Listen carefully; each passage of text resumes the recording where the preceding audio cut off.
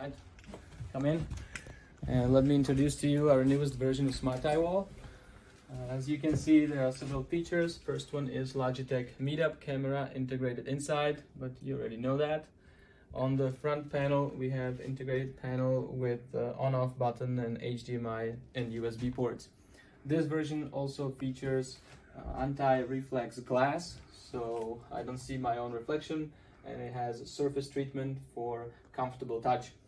It is controlled by gestures for easy navigating around windows without the use of a keyboard. So when I want to write, I can use a stylus or my fingers, and we actually use it as a digital whiteboard that's easy to share and screen controlled by gestures. And it can also be used to hook up some IOT devices and control them with gestures. For example, a PDLC foil that we have right here, with a simple gesture, I can turn it on and off.